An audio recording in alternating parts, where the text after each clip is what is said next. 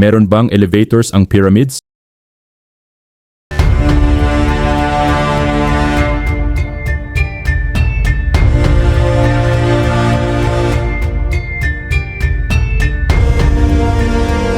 Ito ang Great Pyramid ng Giza. Mahigit 4,600 taon na itong nakatayo sa disyerto ng Egypt. Sa halos buong kasaysayan ng sangkatauhan, ito ang pinakamataas na gusali sa buong mundo. Gawa ito para tumagal ng habang buhay dahil para ito sa isang Diyos. Nakayanan nitong makaligtas sa lindol, pagkasira ng panahon, digmaan, napakaraming magnanakaw, mga British explorer na gumamit ng dinamita, at pati na rin si Mr. Beast. Yung 2,300,000 bato, yung iba umaabot ng 50 metric tons, kaya isa ito sa pinakamabibigat na bagay na ginawa ng tao. Grabe rin ang pagkakatayo nito. Ang base niya ay kasukat ng 7 block sa New York City, at halos pantay na pantay, hindi lumalagpas sa 1 pulgadang diferensya. Yung 4 na gilid nito, eksaktong naka-align sa hilaga, timog, silangan at kanluran. Libo-libong taon bago pa naimbento ang kompas. Hanggang ngayon, walang nakakaalam kung paano talaga ito ginawa. Para maintindihan talaga ang Great Pyramid, ginawa ko ang buong model nito at tatalakayin natin ang 3 nakakabighaning teorya kung paano ito ginawa. Kung gusto mo ang ganitong klase ng content, ay huwag kalimutang like ang video at mag-subscribe sa ating channel para lagi kang updated sa mga bago naming uploads. Tara! At ating alamin kung meron bang elevators ang mga pyramids. Ito si Khufu, isang paraon ng sinaunang Egypt. Hari siya ng pinakamayamang bansa sa mundo at isang Diyos na mananatiling buhay magpakailanman. Kailangan niya ng bahay para sa kanyang pagiging immortal, na sapat ang seguridad para protektahan ang lahat ng kanyang kayamanan at sobrang ganda para mamangha ang mga darating na henerasyon. Ang tatay niya, si Sneferu, na isa ring Diyos at nagturo sa Egypt kung paano gumawa ng pyramid, ay nakalibing dito. Pero hindi perpekto ang pyramid ni Sneferu. May hindi magandang nangyari. At si Khufu, gusto niyang higitan ang tatay niya. Gusto niyang mas maparangalan pa ang Egypt at ang sarili niya. Habang nagluluksa ang buong bansa sa pagkamatay ni Sneferu, sinimulan ni Khufu ang pinakamalaking proyekto na sinubukan ng sangkatauhan.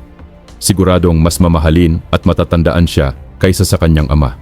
Ang isang proyektong kasing laki ng Great Pyramid ay nangangailangan ng isang mayamang at organisadong bansa, at iyon ang Egypt dahil sa ilog Nile. Taon-taon, umaapaw ang Nile, nagpapabasa ng lupa at nagbibigay ng masaganang ani. Dahil dito, may sapat na pagkain ang mga manggagawa at may panahong hukbo na nagnanakaw ng kayamanan para sa paraon. Lahat ng resources na kailangan ni Khufu nasa kanya na. Pero kailangan din niya ng isang henyo na arkitekto.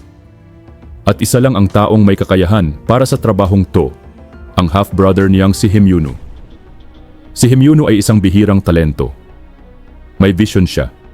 Isang pyramid na mas komplikado, mas ligtas, at mas kamangha-mangha kaysa sa kahit anong nakita na dati. Ang kanyang plano, 3 libingan. Isa sa ilalim ng lupa, sakaling mamatay si Khufu habang ginagawa pa lang ang pyramid. Pangalawa, nakatago sa likod ng pekeng pader para iligaw ang mga magnanakaw. Pangatlo, sa pinakaituktok na makikita sa pamamagitan ng Grand Gallery na may napakataas na kisame. Ang silid ng hari, gawa sa pink granite monoliths na hinakot mula sa Aswan na ilang milya ang layo at pinagdugtong-dugtong ng sobrang siksik na kahit blade ng labaha ay hindi makakasingit. Sa loob, may granite na kabaong. Ang panlabas na itsura nito ay nilagyan ng makinis na white limestone para kuminang sa ilalim ng araw at buwan, at may takip na gintong piramidyon sa tuktok. Si Himyunu at Khufu ay nagplano ng 20 taong paggawa. Tinatayang nasa 25,000 ang mga manggagawa o mga 2.5% ng populasyon ng Egypt na nasa 1,000,000. Pero paano nga ba nila ito itinayo? Maraming teorya ang nagsulputan at ang pinakasimpleng ideya.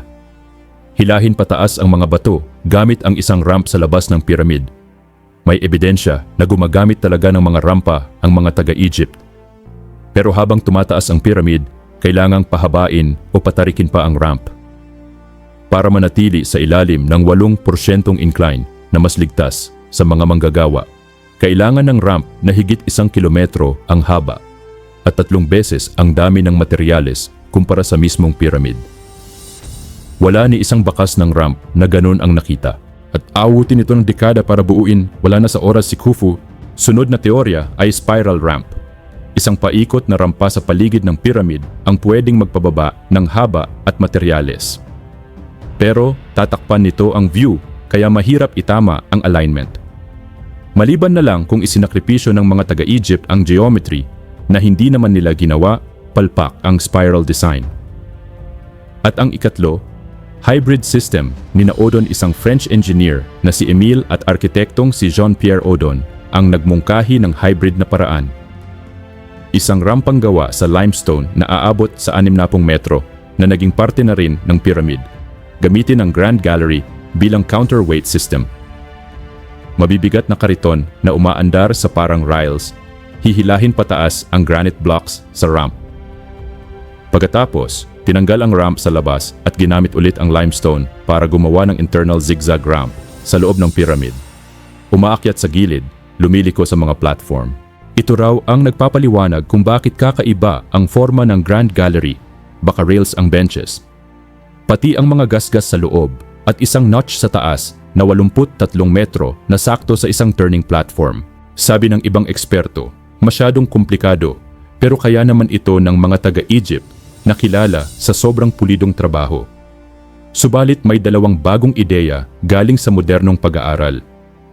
Ayon sa radar at soil analysis, may natagpuang nawawalang sangay ng Nile malapit sa Giza. Pwedeng pinadaan ang mga bato sa tubig hanggang sa base ng piramid. Mas madali kaysa maghatak ng pahalang sa lupa.